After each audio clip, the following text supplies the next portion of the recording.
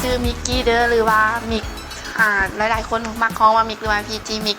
เพราะว่าปัจจุบันก็รับงานเป็นพีจีหรือว่าเดินแบบตามงานต่างๆอยู่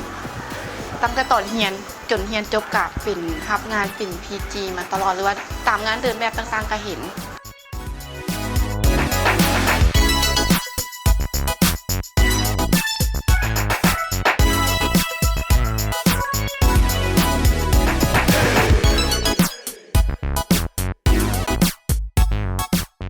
ร้านนี้เป็นร้านทำอิฐเลยหรือว่าเป็นธุรกิจแรกของที่ว่ามีเฮ็ดเอง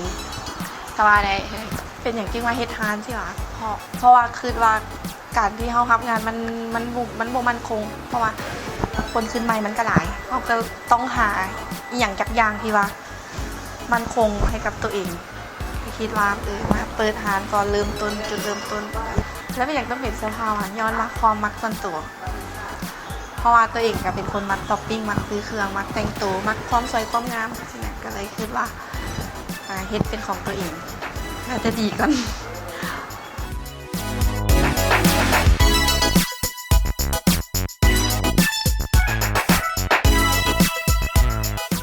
วิธีการคัดเลือกสินค้าเข้ามาคือเอาตัวเองเป็นหลักเลยเพราะว่าตัวเองเป็นคนมักแต่งตัวเรียบๆง่ายๆแต่ว่ามีสไตล์เป็นของตัวเองสินค้าทุกตัวมันหลักๆเลยมันไปเอาเองไปเลือกเองทุกชุดโดยแต่ว่าก็อาจจะมีสั่งมาเนี่ยเพิ่มเสริมเข้าไปแต่ว่าส่วนหลายมันไปเอาเองเลือกเองทำประกันคุณภาพมันหลายก่อนเพราะว่าเขาได้ไปเลือกเองมั่นใจหลายก่อนโดยนอกจากเสื้อผ้าก็มีเสริมเข้ามาแล้วขายควบคู่กับเสื้อผ้าคือเป็นคัพอีคือเป็นบาปิกนกเพิ่มความมั่นใจให้กับสาวๆแล้วก็ตุ้มหูเพราะว่าบางคนซื้อเครื่องไปก็อยากมีตุ้มหูอย่างใส่ให้เข้ากับเครื่องก็มีก็เลยเอามาขายเสริมกันไปสินค้าอยู่ในร้านนี้บ่ได้มีแต่ซ้ำนี้เพราะว่าในอนาคตต่อไปยังเสี่ยวเข้ามาอีกหลายยังบ่พอแต่ซ้ำนี้เพราะว่าเครื่องมาทุกทิศโดยสำหรับลูกค้ามาซื้อกับฟีเจอร์กับนิกเองเลยเพราะว่าเป็นคนขายเองบริการเองทุกอย่างเลยสำหรับบางคนอยากสอบออนไลน์หรือว่าบ่มีเวลามาร้านอาหารเทื่อก็สามารถส่งให้ได้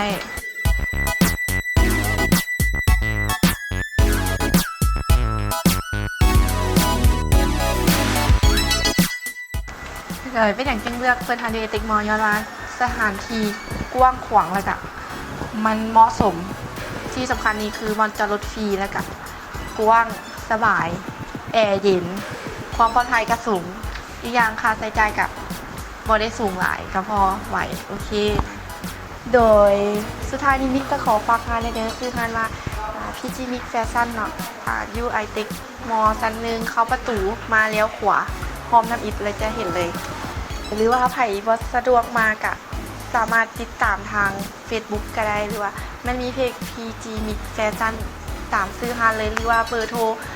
020 528 1110